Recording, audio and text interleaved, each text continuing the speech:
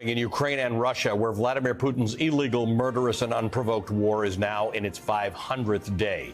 And I invite the Russian oligarchs in Putin's inner circle to celebrate the day in whatever way seems most appropriate. I'm not going to tell you what it is. Just take a stab at it. Many didn't expect the war to last 500 hours, but 500 days later, the strength of the Russian army has been revealed to be an entire myth. In his important book, The Third Wave, Samuel Huntington pointed out that division among the ruling elite is a key sign of weakness in authoritarian regimes. When prominent members of the establishment break with the system, it often triggers a larger set of changes. Conversely, when you do not see such defections, it means the autocrat will probably be able to survive. Biden made a surprise visit to Kiev. I assume it was only a surprise to us and not to the Ukrainians. Incoming! It appears Russia is attacking Kiev with a very slow-moving White Walker. I want to talk about how great things are going for the Soviet Union. Oh, I'm sorry. What do they call it now? Russia? Right. So obviously, we haven't seen Prigozhin since that armed rebellion 12 days ago. The part of the deal that was announced was he was going to Belarus. But Lukashenko says he's in St. Petersburg, maybe in Moscow. This is seriously impressive, though. Biden risked a secret trip to a war zone to show our allies he's got their back, unless he went there to find Hunter Biden's other laptop. By marching on Rostov, nobody stood in his way. They were cheering him on, taking selfies with him. Going on to Voronezh and then getting within 2 hours of Moscow. He's kind of a folk hero in Russia, and he makes Putin look like a very weak man. Two world leaders looking like your dad meeting your boyfriend. Well, I think first and foremost, I mean, he's committed the cardinal sin of making Putin look weak. Putin prides himself on being a strongman dictator. We apply that to Russia today. Yevgeny Prigozhin's failed attack has revealed some dissent within Russia's ruling elite. Vladimir Putin was apparently able to snuff it out within a day or two. It appears that Prigozhin got no public support from any key figure in the Kremlin, which could be why he ended his quixotic march on Moscow. Putin has spent much of his tenure crushing dissent from liberals. Now he is subduing his challengers on the nationalist side. In fact, U.S. intelligence actually intercepted the latest progress report from the Russian military, and the invasion is buffering. For Putin, this is the end of days. And he knows it. The reality is, he's not expected to live much longer. What are you going to do if the Russians try to kidnap you? I am ready to fight. It will be not easy to do that. Damn straight.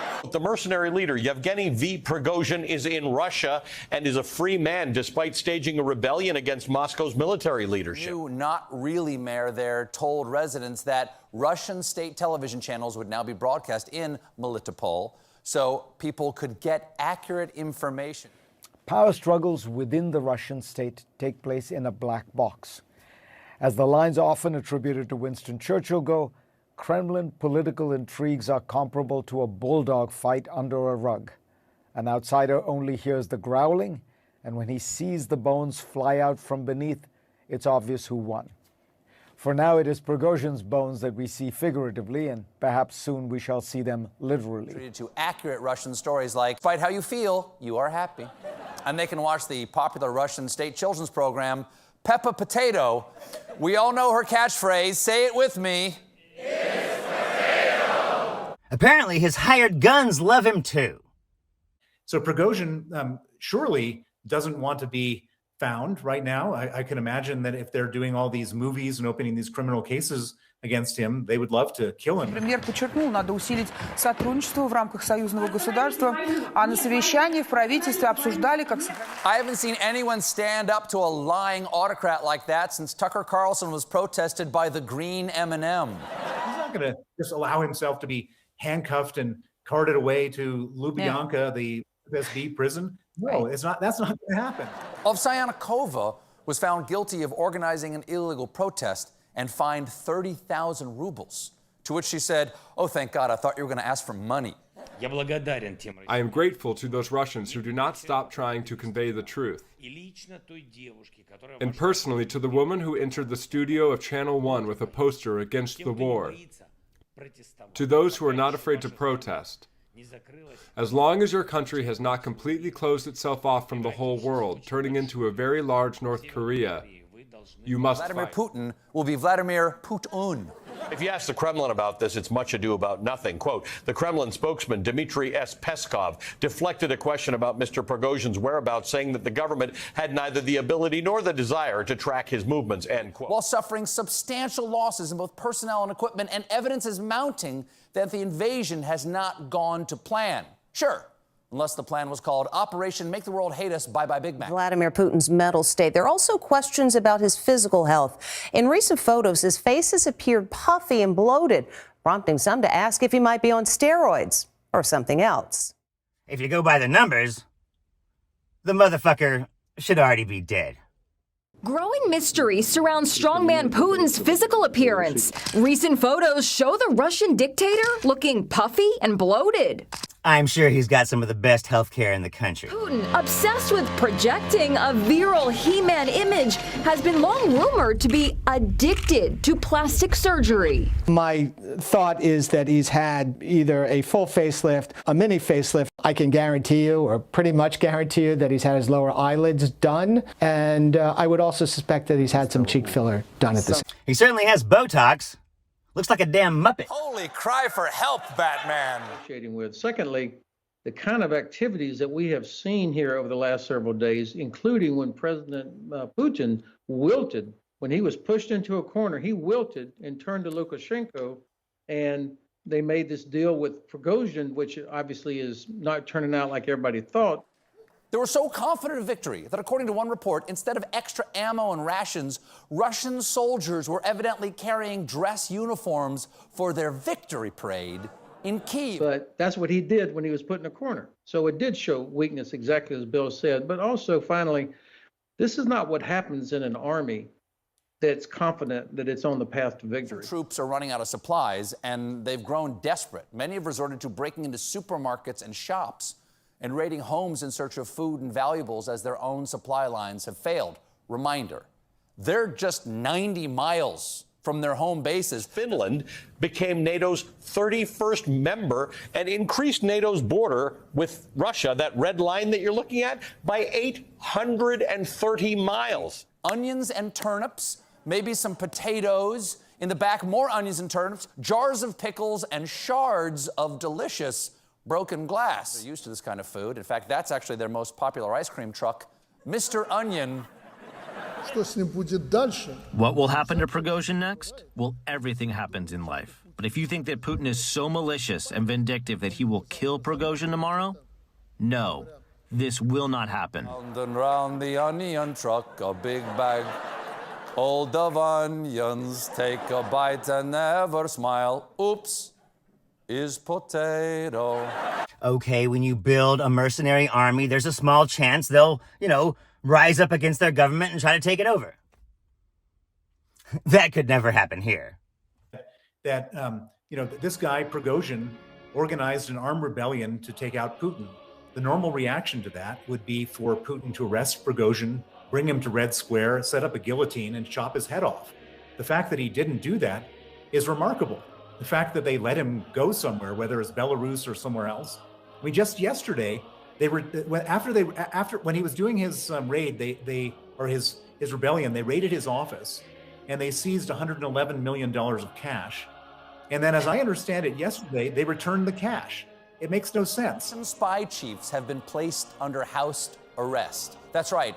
They're stuck at home with nothing to do except watch the popular Russian reality show Love is Blindfolded and Thrown into a Van. Right now, accusing the United States and the Ukrainians of potentially using chemical or biological weapons, which is a tell. It's a tell that they themselves may be preparing to do so and then trying to pin the blame on someone else. That's a classic page out of the Russian playbook. And on that page, it just says, "He who smelt it, dealt it." Of course, our idiot mercenary armies don't have tanks. But I'm sure it was fine. I mean, we know that. Putin told us himself. I wonder how long it's going to be before that guy, accidentally falls out of a 6-story window. Like the 3 doctors that all fell out of the same window. Accidentally. Not a matter of speculation, is the state of Russian society. I've been stunned by one statistic ever since I read it. A 15-year-old Russian male today has the same life expectancy as a 15-year-old male in Haiti. Remember, Russia is one of the world's richest countries in terms of natural resources, and it is an urbanized, industrialized society with levels of education and literacy comparable to and perhaps even exceeding European countries. The guy that fell down the stairs last week, or the guy that fell off his balcony last month. These guys are clumsy. Maybe it's the vodka. Maybe it's Maybelline. Who knows? This analysis comes from an August 2022 working paper by the scholar Nicholas Eberstadt, who has long studied demography. He points out that for 3 decades now, Russia has been depopulating. With a brief respite from 2013 to 15, deaths have outpaced births.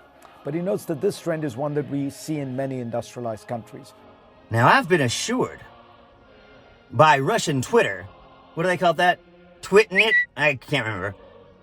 But I've been assured that things are great in Russia. What stands out in Russia is its mortality rate.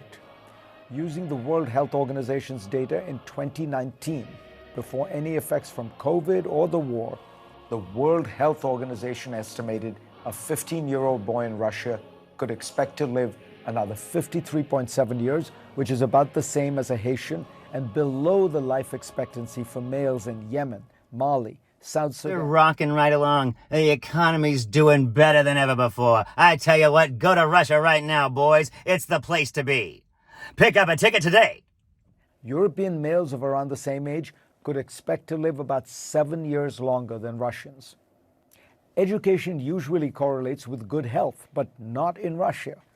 Eberstadt points out that shockingly, Russia is a country with first world educational levels and fourth world mortality rates for its working age population.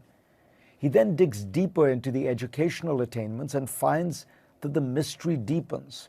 With huge numbers of well-trained people, especially in the sciences, Russia performs miserably in the knowledge economy, much worse than did the Soviet Union. In 2019, Russia ranked behind Austria in international patent applications, despite having 16 times the population.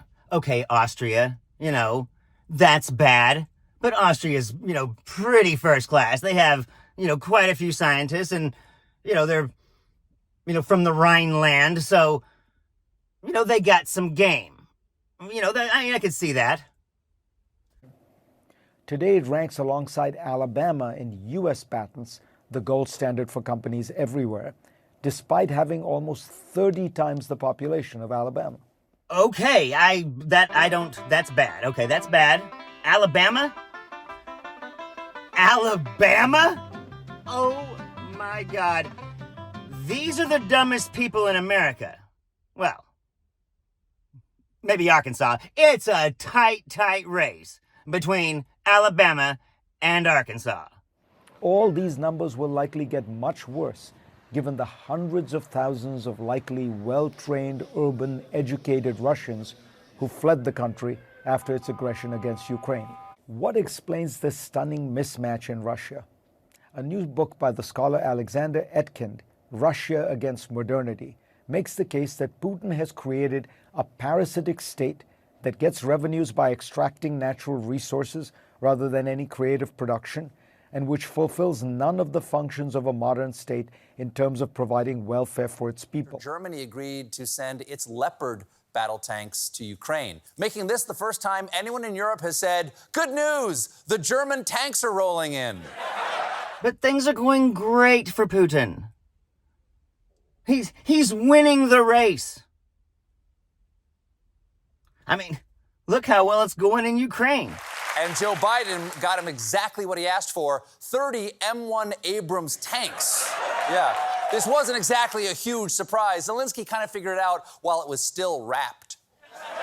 after the Pentagon confirmed today that the United States will provide cluster munitions to help Ukraine in its fight against Vladimir Putin's army. 70 tons.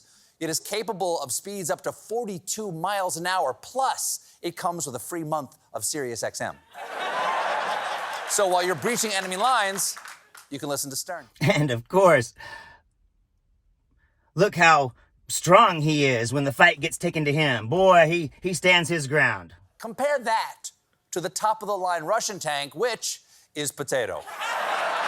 Why is it that when right-wing scum-sucking assholes roll into a country on a made-up thing, well, that's going after the criminals. That's saving the world. But when the fight gets brought to them, it's a terrorist attack.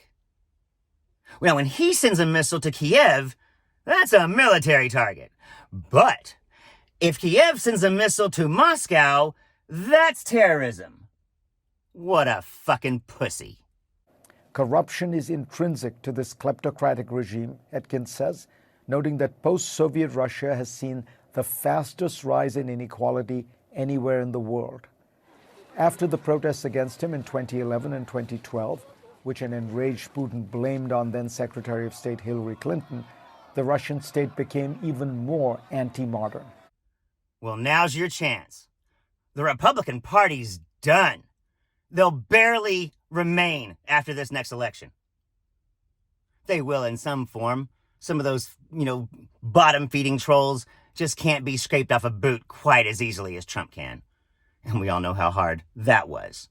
And it makes a great birthday gift if no one has gotten you a tank. So far, we have raised over $300,000. You MAGA Republicans out there who like to say stupid shit like how great things are going for Putin and I would rather be Russian than a Democrat.